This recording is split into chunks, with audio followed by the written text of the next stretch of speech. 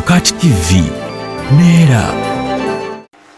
Tukwaniriza mpozi ate ku BOCAT TV obale kuira mpozi nga to subscribinga obale kuira mpozi nga te likinga sharinga wakafe nze SULA SSENYONGA ate mpozi okubeera nga kuletera amawulire ag'enjawulo n'abatumufu ab'enjawulo olunaku olwaleero tukyaliza Master Parot bomu ku basajja abagundiivu mu Firebase takonkona Dancehall General General buuza kwalaga abalabi ba BOCAT TV mwebale nnyo okulaba mwebale nnyo okwagala SULA mwebale nnyo okwagala music wa Uganda mwebale okwagala banna Uganda mwebale okwagala namwe ate mbasaba mutye nnyo Katonda. Master Parot wali weesimbirewo yes kuwa dancehall representative Uma yes akalulu ne kayiika akalulu tekayiika wabeerawo kye bayita events ezagenda zikola ki zigenda maaso awala bagiyita ku government yamikalita yagiyita ku government yawamba government wabayiikira anti buli artist alina engeri gy'aba apackagingamu message naye nga era abategeeza almost ekintu kyekimu n'omulala abeera talabye bulungi ekyaba kyagenda mu maaso. Twogere ku kyempapula za Fina. Kigambibwa Fina yabba empapula ezo n'ebiwandiiko ebirala kituufu si kituufu? Omanyi Fina mukwano gwange naye ndowooza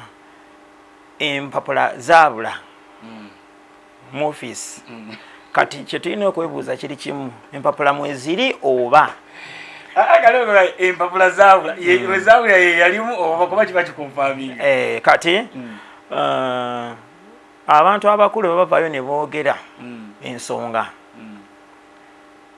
ng'abantu bakulu omuli Council Silver omuli Mr. Jeff Ekongot omuli abakulu omuli abayimbi nga ba Jami Culture omuli ba administrator ba Uma ng'empapula zaabula kibeera kyakusaalirwa nti babeera bagamba nti Fina yazibba nze saagala kakasa naye bwe ziba zaabula ng'abantu abakulu boogera bwe batyo kiba kibi. Buzibu ki obuleesa abayimbi okubeera nga ate beekutula mu ssaawa ate bwe tubadde tulowoleza nti kati mwegasse? Abayimbi bali wamu naye mulimu abantu abatayagaliza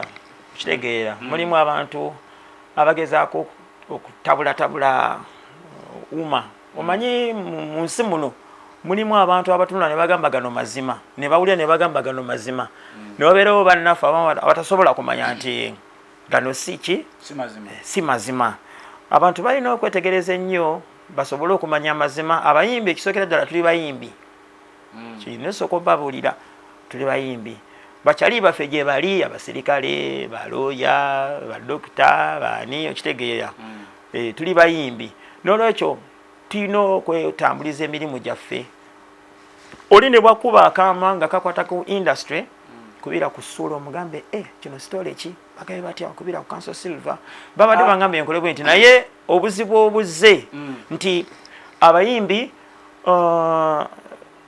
balabika balina kye bayita external forces ezigezaako okumenyaamenya Uma. Nti oluvannyuma lw'abayimbi okutalaaga ne bagenda Karamojja bagenze Agulu balazeewa bagenze bafuna omusente n'omulyo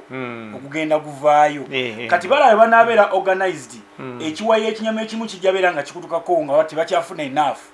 Abayimbi ng'abayimbi Baragadi Bafiina baani abayimbi ng'abayimbi abamu tebakikola nga bamanyi abalala bakikola lwa butamanya okitegeera. Abayimbi singa bamanyi industry esobola kukola sente mmeka mu myezi kale 2 oba 6 bandibadde beekumaakuma wamu. Kino kye kiseera abayimbi bwe balina okuba ki awamu. Mulimu abayimbi nga batondebwa bwe batyo nga bo bajja kgenda mu offices bafuneyo kye bakoze eki bo bamanyira kutega kibatu oba kusika ku kisambi oba kutuula wali wambwa wayotera ne bakasikira ku magumba. Naye ate ensi ekyuse emabegako twabeeranga ne popular artists. Omanyi ne mu COVID ono nasoma ebintu bingi nnyo nabeeranga mu workshops nyingi nnyo ba Council Silver bansomesanga. Kati omulembe guno tulina ba professional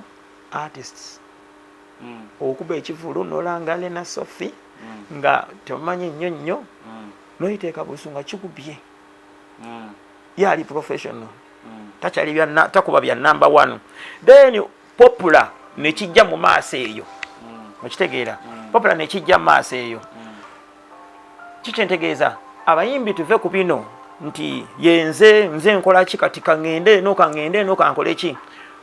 twekumeekume wamu tubeere professional tulabe nga tugenda mu maaso. Parot kankubuuza nga ggwe yeesibye mu kifo ky'obukulembeze okusinziira ku mbeera eriwo kiraga nti waliwo ekintu kye mulwanira nti mulina ente gye mulwanira bagamba waliwo amamotoka ge mulwanira nti anaaba pulezidenti agenda beera ng'avuga emmotoka oba V8 oba ki waliwo omusaala ogugenda okujja alina ente bwe wagenda okutuula nga waliire ku kizimbe kya paliamenti bingi ebitambula. Abayimbi bonna ekisookera ddala mu bulamu bwabwe passioni yaabwe kuyimba sagala bave ku mulamwa aba badde bakyerabidde bakikole ki bakijjukire. Kakati njagala abayimbi ba Uganda bakitegere nti olaba SULA nti ezo ssente oba ebifo bye balwanira ate bitono nnyo ku ssente industry zisobola okukola ki okuyingiza. Anti waliwo batakyalina mannya ng'era tezijja kujja ng'alina zitegere eno mu bukulembeze. Zimala ne zijja wayimba yakayimba ke kamu bubiri zimala ne zijja ate n'ekirala tetwekolera ffe nga ffe awawula tukulembera bannaffe basobole ofunamu of course ne kali kabeeramu nti naawe obeereko bulungiko naye ezo ze bayita secondary benefits za leader primary benefit oba omulamwa gw'omuyimbi gwandibadde nti nkolerera abantu babeere bulungi nsitule omutindo gwaki gwa music love passion ya music naye nga wakiwulirako nti gyekiri mu wansi eyo kitambula. No nze nkimanyi mulimu abayimbi abamu abaalookinga nga bwomanyi nti omuntu omanyira ekintu nti nkera kumakya nengendako bali kuguni nenzikirira nenyambuka nenjira bwenti nengenda bajja eno nampaayo 2 nenzirabako nengenda nekanika emmotoka nenterekako 3 nkya kumakya je nombadde nzija waliwo olugambo waliwo biki oba kati okitegeera kaakati eyo tuveeyo ekyo si kyekizibu ekiriwo kati ekizibu ekiri mu industry mbadde sigambye organization oba association zibeerawo nizimala nizifuna obuzibuzibu obuzibu obumu bubeera munda kati ekyo kyogedde kale waliwo obuzibu obulala obuyingidde obuzze obuzzi okulaba nga butabula ki association okitegeera nti government oba abantu abamu tebaagala tubeere organized nga walaba naffe bateacher singa babadde tebalina committee nga tebalina president nga tebalina ki eddoboozi yandibadde litya. Parot atongamba nti amaanyi gonna agateereddwamu n'okutuka okusazaamu akalulu bayiye poliisi kuba weebuze bakale tukitwale nti poliisi yazze kale nti ani yagikoma oba ragadi obaani amaanyi agajjawa. Kyevudde nkugamba nti waliwo external forces not bamquoting bulungi si government oba ki kubanga ne mu government mulimu abantu abatya Katonda. Waliwo screenshots ezatambulanga nga ragadi agamba we should deploy Monday night. Nakalaba wazirabako najiraba screenshot ya WhatsApp yoyo gwoyogerako emisege girira eri munda mukulu SULA njagala nkutegeeza ensonga zino kakati olaba muganda wange oba bagamba ragadi oba si ragadi oba muntu kyomulala we must not allow this tetugenda kukkiriza kintu ekyo abantu wabadde ombuuziza ng'oŋŋamba nti Parot omuli oyo ensonga lwaki balemesa okulonda ate kati kankuwa ekyokulabirako mbadde mmanyi bwe balonda omuntu n'abeerawo abeera ajja kulya bulungi anti bwe balonda onayagala okulya bagenda mujjako batekeko omulala ate ono alumirirwa ki ono gavumenti mbadde bonna baana akasente kaabwe se obeeyigira kuva ggulu nkitegeera naye tosobola kugamba mbuno bono ono ali mu ofiisi katugambe yo operation wealth creation ajja kubaamu era Parot jajja okola ki dajja okulaga era naye amugambe kati tulyenga oli we yaliwo twalyanga wetu basigala walache era sigala zikola ki ziflowinga yaliwo abatakyali abafiiriddwa kati oyo bwe babeera abantu mukaaga basobola basacrificinga kati abayimbi balina okitunuulira nti tekiri ku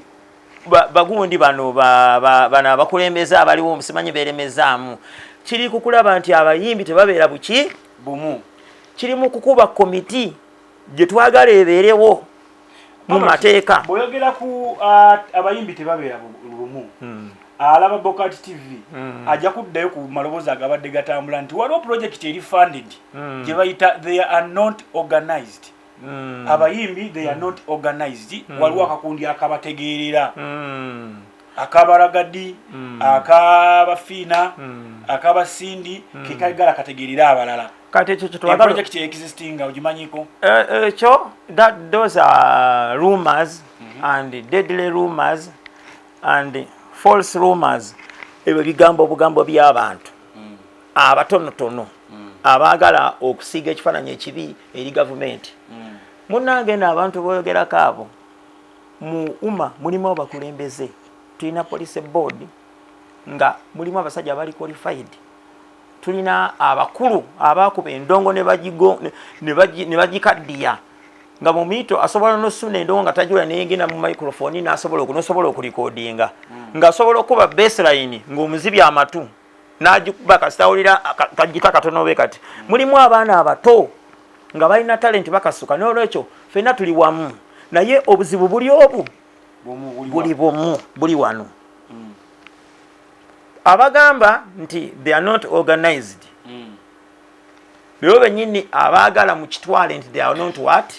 organized abayimbi bali organized by the way Uganda Musicians Association respect to Council Silver Kyagulanyi Julius Kyazene banne yatandika way back nga terina wadde neki era mulimu abasajja nga Bajaja Seeka abawala nga waliwo omwali Nyandera biddaawo aba contributinganga abakazi bangi n'abakyala bangi nnyo ba Dr. Bitone nga basasula rent wa National Theatre oyo okumala ebbanga lyonna lyonna eyo yali passion basasulanga era babeeranga n'ekyomu tebali organized ne basasulanga nga bw'omanyi nti balina bategeera bagamba ekitegeera okuteekawo ekintu ne bakitegeera kati njagala nkwakasa esula ebigambo bino abayimbi bali organized otusanga ku National Theatre tulina omukulembeze President Sindi tulina police board ekulirwa Madam Sophie Gombia olwedde ekintu kyayika ekisanye kye kyaggwako kitegeeza temulina mukulembeze kakinyonnyola ekintu ekyo Sindi ye president wa umma Sindi yafuuka president wa umma mu COVID yali agenda kuvaako ne bakola ki ne bagamba abeereko nga interim teyawamba anti kankunnyonnyola story we yali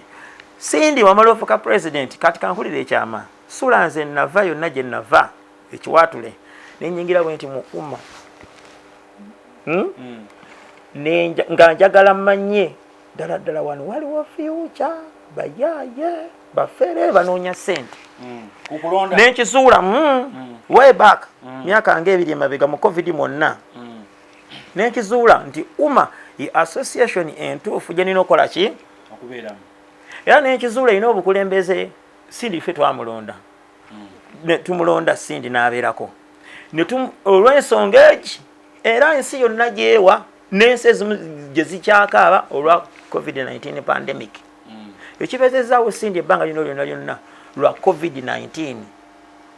era tubadde bumu okitegeera naye obuzibu bwavuddewa nti ekibiina kigoba association egwa olwa internal forces oba external what forces Parot bw'oyogera ku external forces awo kati tufuluma King Saha wagwawaye nze ndi wa King Saha good nti King Saha bamusize ekifaananyi n'abawagizi be bonna bamuwagira ne King Saha waako wa NUP ne bateekawo nti Sindi amasannyalaze n'abalala ba NRM ezo zoyita external forces external forces be bantu ababi abali ku njiyi zombi Fiina ajjawa amaanyi ne Rwagadi agaleeta amagye. Anti kati Fiina amaanyi agafuna nga bw'omanyi incumbent aba n'amaanyi wonna ne mupiira oliga neuma naye ina amagye agaye nedda kankuwa ekyokulabirako ekyomupiira taata amagogo bamugyako oba omupiira eyo nampala yayibayinewo incumbent omutegeera aba yayingira dda mu ofiisi ez'enjawulo era nga lwamutegeera kati akozesa omukisa ki naye waba tewali mugaati incumbent kiki ekimulemezaako omuntu bw'akola ekintu akimanyiira ate atuuka ekiseera n'akyagala ate atuuka ekiseera n'alaba nti kikye ng'okukimuggyako lutalo naye waba afunamu ne batakola ki ekitegeeza mwami Museveni mutu ogamba nti gali makaage buzuku newebuzanyira muli museetawusi bwatyo baalowooza ng'omuntu omuntu bw'afuna ekintu kankuwa ekyokulabirako n'okwata emmotoka yo n'ogimpaamu emyezi egi ojinzijago taata onoonya geto zonna obatonakakati emmotoka eriwa emmotoka bagibajajja SULA emmotoka bazibba kati ate olwaguzeemu eno makatu anti kugambe gwe wampa eri endala erugogirabawo kasita omuntu akwata mu kintu he was giving an example that is why bateekawo constitutions ne bagamba nti no ajja kufuuka ng'ebbanga ki bakimanyi kati ensonga mbadde mpoleza kya Sindi abaddeko olwa covid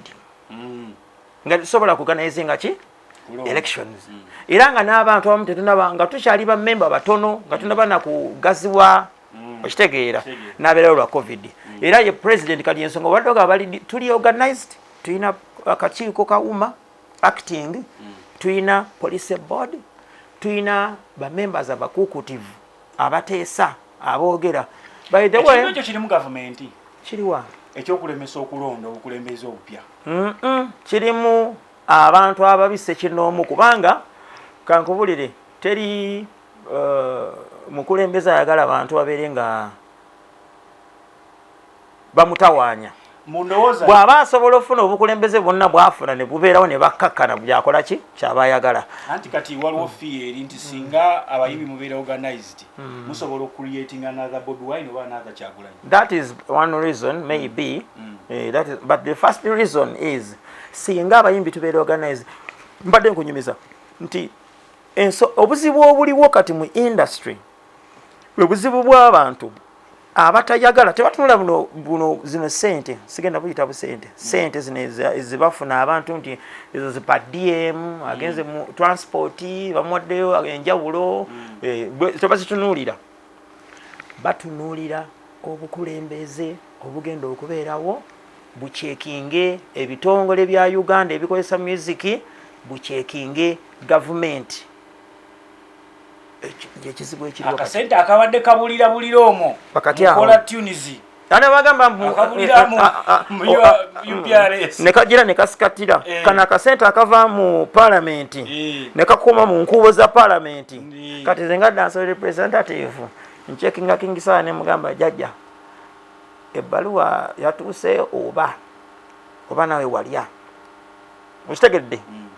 sebo president King Saha badde nkubuuza ne treasure ono neki esseneke tuziraba ku akawunti abaana bagenda tulya tulina omulwadde eno tulina muyamba tulina omulwadde wamuyita nakisi mulwadde w'omutima bali mu kufundraising abambi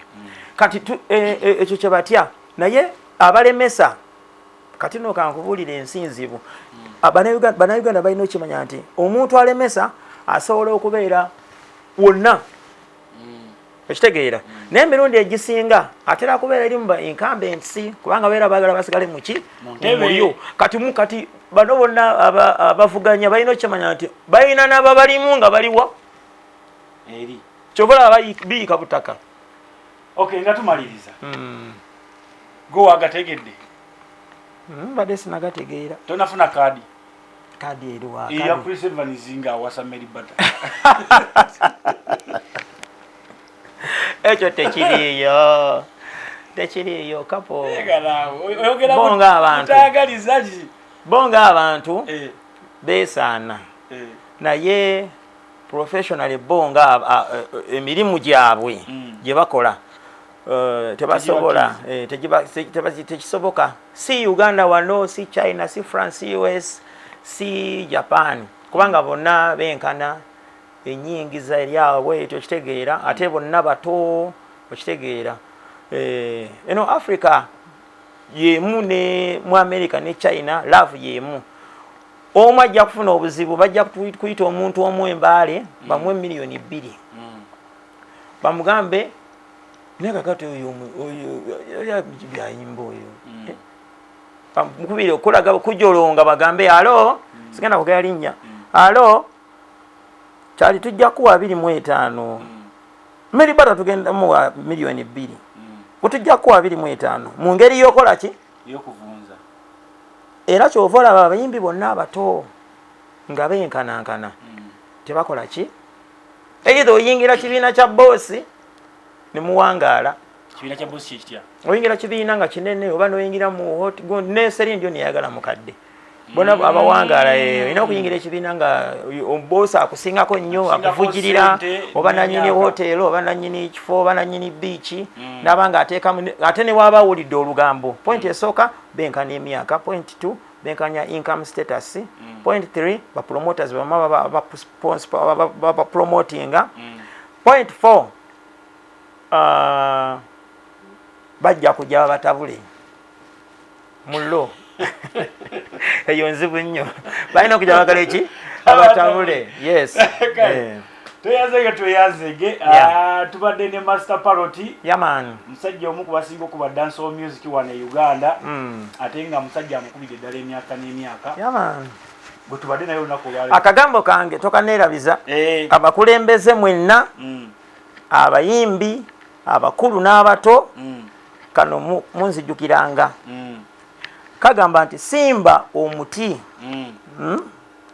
wadde tokakasa nti bwe gulituukira okubala ebibala olibeerawo mwebale nnyo okwagala boka okitegeera saagala osimbe mapaapaali gaveeyo mangu olye kubanga oyagala olye ng'okyaliwo si kibi nago tugeetaaga mu nnimiro naye simba ng'oli musanyufu ku simba ekintu ng'oli musanyufu osobole ne woolibanga toliiwo bakiryeko naye nga gwe wakisimba oli musanyufu sigamba mbu chapu tukole mangu yebyange okay tuyanzege oli ku BOCAT TV muyongere kusubscribing okulikinga n'okusharinga waka waffe nze SULA SSENYONGA ambeere bulungi mweraba